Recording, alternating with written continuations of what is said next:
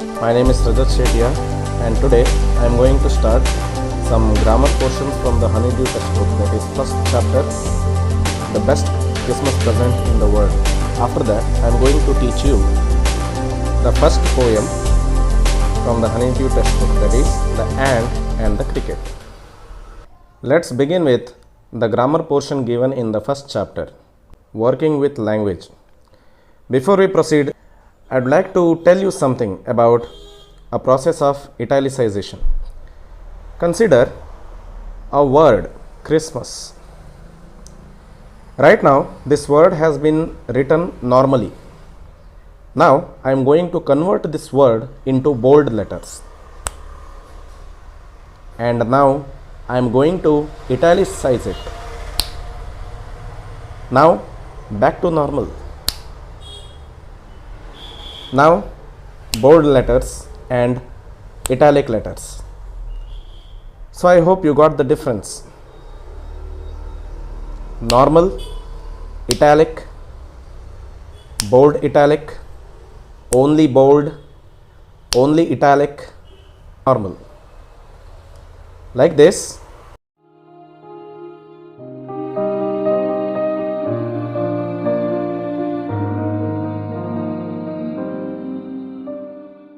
So first activity, look at these sentences from the story. I spotted it in the junk shop in Bridport.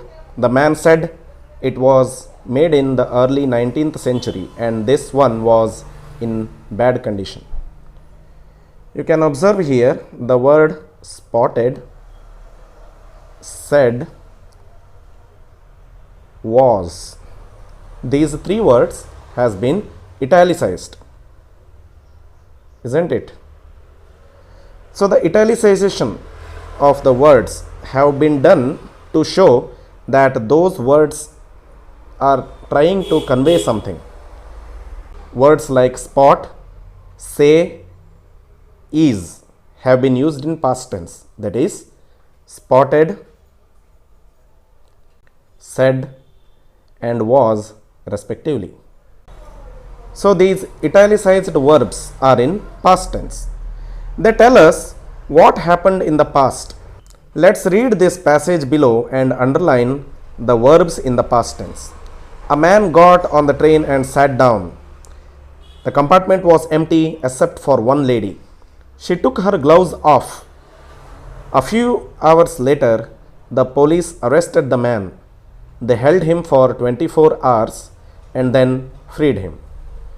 So after reading this particular passage, I hope you are able to underline the verbs.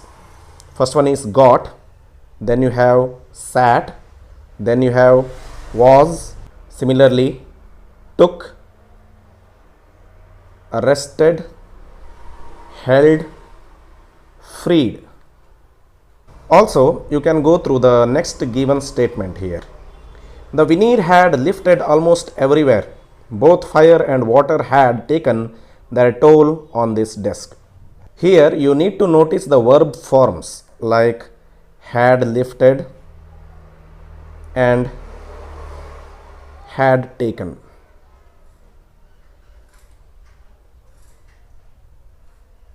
Also, you could notice some verb forms in this given passage here. For example, the author found and bought the desk in the past. The desk was damaged before the author found it and bought it. Fire and water had damaged the desk before the author found it and bought it. So here some words have been colored to indicate that these particular words have been used in past tense. And had damaged, this is in an earlier past, means the work has been done before in an earlier time like yesterday or a few days ago. But here the words found and bought, they have been used like the work has been done just a few moments ago or the work has been done right now. So this was the basic introduction to the concept of past tense the verbs in past tense and the verbs in an earlier past. Now based on this knowledge, you need to solve this activity number 2 given here. Fill in the blanks using the correct form of verbs in brackets. I am very sure that you can solve it yourself, but also I am going to help you a little. Okay. So the paragraph goes like this along with the answers given in the brackets. My little sister is very naughty. When she came back from school yesterday, she had torn her dress. We asked her how it happened. She said she had quarreled with a boy. She had beaten him in a race and he had tried to push her.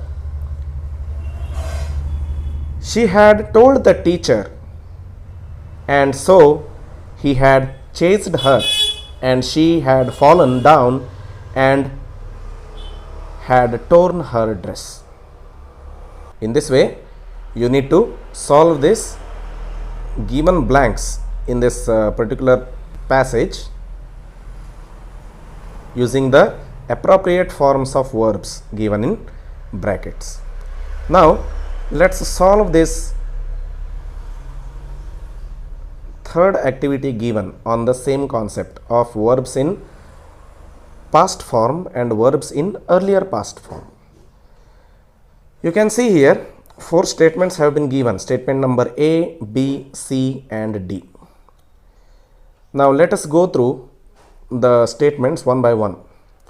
My friends set out to see the caves in the next town, but I stayed at home because I had seen them already. Now what I am going to do here is I am going to underline only the verbs given in these statements. Set out to see. Then we have stayed, had seen. So right now I am able to find 3 verbs in the appropriate forms. So first one, set out to see. This particular thing you need to write it in this column because it is in the past tense. Then you have stayed. It is also you need to write it in past tense. Then you have had seen. As they have used that verb see in its past perfect tense, you need to mention that had seen into the column of earlier past. So I suppose you are clear with the concept of the verbs used in past and earlier past. Let's move on to the second statement given here. Statement number B. When they arrived at the station, their train had left. They came back home, but by that time I had gone out to see a movie. Let's underline the verbs one by one. Arrived, had left, came back, had gone out to see. So I can find right now 4 verbs used in different forms. So likewise, you can include arrived, came back in the first column and had left and had gone to see in the second column of earlier past. So similarly, I hope you can solve statement number C and D by yourself. Now, let's try out activity number 2 given here, that is dictionary work. Before we proceed any further, I want you to tell you one particular formula here. A phrasal verb or a verb phrase is equal to a combination of a verb and a preposition or a verb and an adverb. So like this, here they have given some phrasal verbs as you can see here. Burn out, light up, look on, run out and keep out. As you can see here, these phrasal verbs are the combination of a verb and a preposition, or a verb and an adverb. So using a dictionary, what you need to do here is, one by one, you need to write the meanings of these phrasal verbs. So first one we have here, burn out, means to burn something. Next, light up, means to glow. Next we have look on, means to see something, to observe something. Then we have run out. This is not derived from the cricket, this is derived from the normal life. For example, while I was in a desert, I ran out of water, means whatever amount of water I had, it became empty or finished. Next one, keep out means to stay away from something, to keep a distance from something. Okay, let's move on to the next third activity, that is a noun phrase. Noun phrase is a concept where a noun has been followed by a set of adjectives. It could be a single adjective or multiple number of adjectives as shown here. You can also take example here, that is small black tin box. So here the box is the head word or the main noun used here. So we are trying to describe the box in terms of size, in terms of its color, and the material using which it has been made.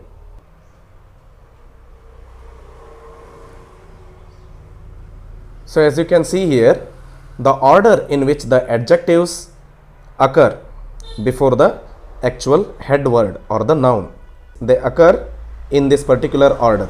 First one is size, that is small.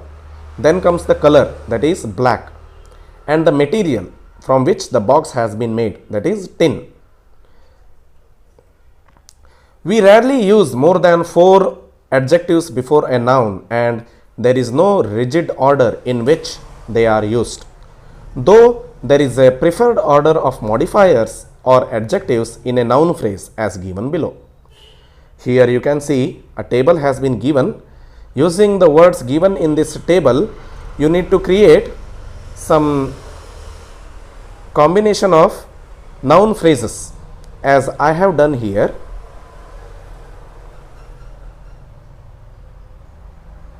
Using the determiners, modifiers and the head word. So like this, using different words or combination of words given in these columns, you can construct noun phrases of your choice. But remember, the noun phrases what you create should be meaningful.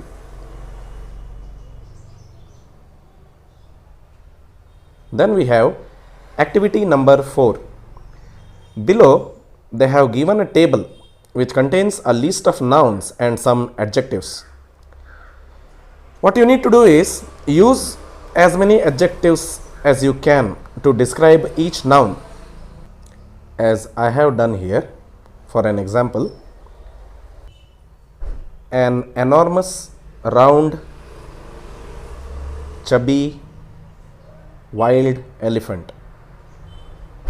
Okay. Also you have another example like a large multicolored medium sized building. You also can consider examples or noun phrases like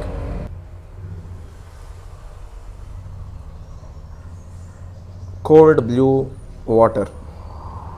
So like this, making use of these adjectives given in column 2 and the nouns used in column 1, you can use both of them and come up with funny descriptions to the respective nouns. Let's skip this speaking activity. Let's do it in the classrooms. Now, these are some homeworks what you need to do in your home. some writing work given here in your notes. So the first question they have given here is a diary writing. Imagine that you are Jim. You have returned to your town after the war. In your diary, record how you feel about the changes you see and the events that occur in your town. You could begin like this. 25th December 1919. It's Christmas today, but the town looks, and so on. So what happened on that day, that is 25th December 1919? You could write a diary record in your notes. You also have another question here. Suppose you are the visitor. You are in a dilemma, means you are in a confusion what to do or what not to do. You don't know whether to disclose your identity and disappoint the old lady or let her believe that her dear Jim has come back. Write a letter to a friend highlighting your anxiety, fears and feelings. So this is one more question they have prescribed in your textbook. You need to consider yourself as the author, that is Michael Morpurgo, and you need to write a letter to your friend. How do you feel when you met the actual Connie Mackerson? And at that time, you are in a confusion, in a dilemma, whether to disclose the truth, whether to tell her that I am not Jim Mackerson. Actually, my name is Michael Morpurgo. I found this letter from the roll top desk, which was being obtained from a junk shop in Bridport, right after Connie Mackerson's house was being burnt down from the fire accident. Next, one more writing activity has been given here. They have given an outline of a story. Some words have been given here, some random set of words. Using these words, you need to construct your own story, your own meaningful story. Okay. So the set of words goes like this. A young newly married doctor, freedom fighter, exiled to the Andaman and Nicobar Islands by the British, infamous cellular jail, prisoners tortured, revolt by inmates, doctor hanged, wife waits for his return, becomes old, continues to wait with hope and faith. So using these words, you need to construct the story. Okay.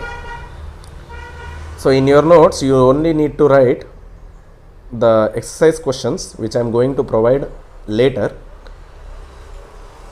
and these writing activities, writing activity number 1 and 2 in your notes. Before we end the grammar portion in the first chapter, I want you to go through this particular statement told by Mr. Martin Luther. War is the greatest plague that can afflict humanity. It destroys religion, it destroys states, it destroys families.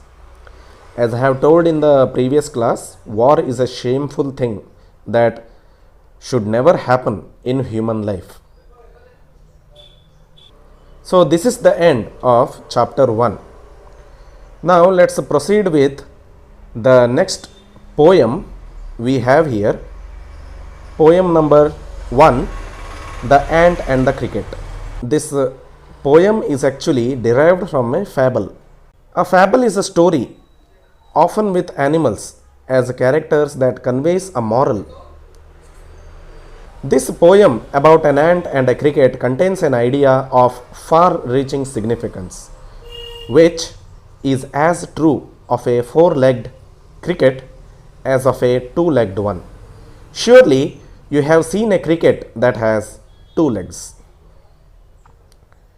So here the word cricket means grasshopper.